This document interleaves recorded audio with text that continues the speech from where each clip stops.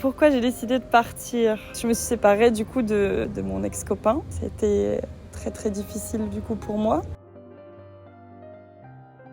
Pourquoi partir seule? La première raison a été ça, je pense, un moyen de fuite pour moi, pour éviter de rester en France et peut-être revoir cette personne. Et le Mexique, pourquoi le Mexique? Parce que ça a toujours été un rêve. Normalement, à mes 30 ans, je devais partir avec 3 de mes copines. C'était nos 30 ans du coup au Mexique. Et avec le Covid, ça n'avait pas pu se faire. Et là, je me suis dit, il faut que je parte. Je sais pas où. Et ça a fait tilt. Je me suis dit, mais le Mexique, j'ai toujours voulu y aller. Pour moi, ça a toujours été un rêve. Donc vas-y. Donc j'ai pris mes billets pour 2 mois, normalement. Et en réalité, ça fait 5 mois que je suis là.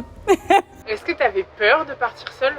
Oui, parce que j'aurais pu le faire bien avant. Et en fait, je pense qu'à chaque fois, je me trouvais une excuse pour pas le faire. Par exemple, je fais des peintures en France, je suis artiste peintre. À chaque fois, je me disais, j'ai cette exposition à faire, donc je peux pas partir. Ou, j'ai ça à faire, je peux pas partir. Si vraiment je veux réussir un peu dans le monde de l'art, je me disais, non, je peux pas partir parce que voilà, je peux exposer là. Et de par aussi cette séparation, du coup, je me suis dit, peu importe, le jour où je reviens en France, si vraiment les gens veulent que j'expose, je pourrais le faire. Et du coup, vu que je parle beaucoup, j'en ai oublié la question.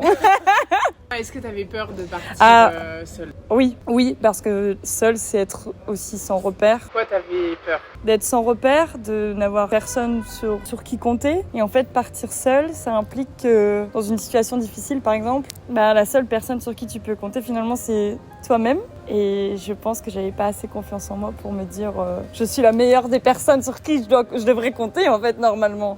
Donc, bon. Et maintenant que tu y es? J'ai plus besoin de personne. Non, je dis ça, mais maintenant que j'y suis, je prends conscience que c'est facile. C'est facile, il suffit juste de se lancer et se dire j'y vais. Et puis dans tous les cas, si ça se passe mal, je peux rentrer. C'est pas grave. Et en réalité, il n'y a aucune raison que ça se passe mal. La preuve.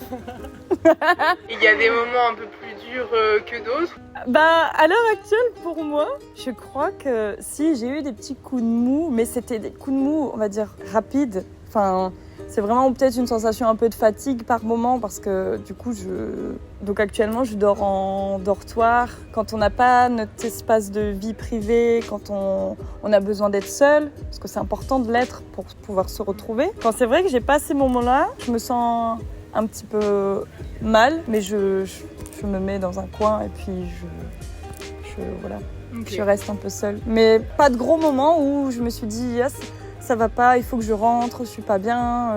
Non. Okay. Non. T'as pas eu à faire face à la solitude pour le moment? Non, franchement non, parce que après, je sais pas si c'est parce que je peins, mais quand je peins, je suis seule. Et en fait, j'aime cette solitude. J'aime être seule par moments. Vraiment, c'est vraiment un bien-être et j'en ai besoin. D'ailleurs, j'en ai besoin et les jours où je me dis je peins des heures, mais c'est super agréable. C'est super agréable. Ouais, exactement. Qu'est-ce que voyager seul, ça t'a appris? C'est un peu cliché peut-être de dire ça, mais pour moi, c'est l'humanité. En fait, voyager seul, ça implique le fait d'aller vers les autres. Et le fait de rencontrer d'autres personnes, de partager d'autres moments. Par exemple, moi ici, la vie que je mène ici à Puerto Escondido, il y a vraiment ici dans notre hostel cet aspect vachement familial où on partage énormément de choses. Où un soir sur 2 ou sur 3, quelqu'un va faire à manger pour tout le monde. Il y a vraiment cet aspect entraide. Tu sais pas faire ça, je vais t'aider, c'est rien. J'étais dans un autre hostel à Mérida, j'ai rencontré un type super sympa. Je voulais apprendre le ukulélé, il me dit mais écoute, va en acheter un, j'ai les bases et tout, je vais t'apprendre à jouer. Et en fait, il y a vraiment ce lien qui se crée. Et à l'heure actuelle, moi, l'humain, c'est tout ce que j'aime et le voyage, c'est tout ce qui m'a apporté, l'échange avec les autres. J'adore. Oh Alors, si je devais définir mon voyage ici seul en 3 mots, ouais. Qu'est-ce que ce serait? Waouh, c'est hyper dur. Moi, je parle trop, alors du coup, pour moi, c'est une question très difficile. Et 3 mots, le premier, c'est de m'être retrouvée, vraiment.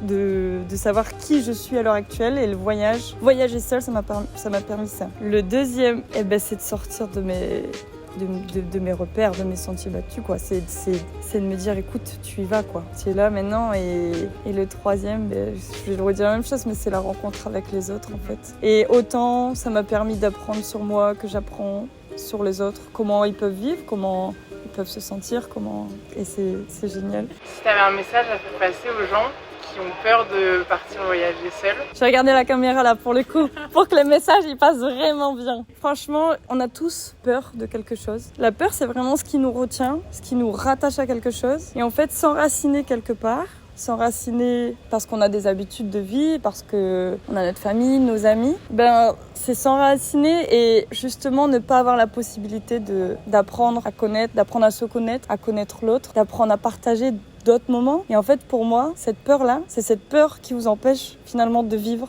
ces instants précieux, de vivre ces moments là où vous êtes vous, en fait, simplement. Voilà. Je suis trop timide. Tu vois, là, si jamais tu rentres en France, tu serais OK pour repartir à l'aventure seule? Alors, si déjà je devais rentrer en France, chose qu'actuellement je ne veux pas, clairement, désolée maman, si tu vois cette vidéo, je sais très bien que tu vas pas être très contente. Mais oui, en fait, je repartirais seule parce qu'on a l'impression que ça implique énormément d'inconvénients. Mais avec le recul, je prends conscience que partir seule, c'est la liberté de faire ce qu'on veut. C'est-à-dire, quand on part avec quelqu'un ou un groupe, on a certaines obligations, entre guillemets. Et quand on part seul, si j'ai pas envie de faire quelque chose, je le fais pas, clairement. Ou si j'ai envie de voyager, d'aller là-bas, ou je ne sais pas que faire, je peux le faire. Donc à choisir, je préfère partir seule. Bonjour. Tu t'appelles comment? Alors je m'appelle Mélissa. T'as quel âge? J'ai 32 ans. Et tu viens d'où? France, un petit village qui s'appelle Brouckère, du coup, dans le nord de la France. Ok.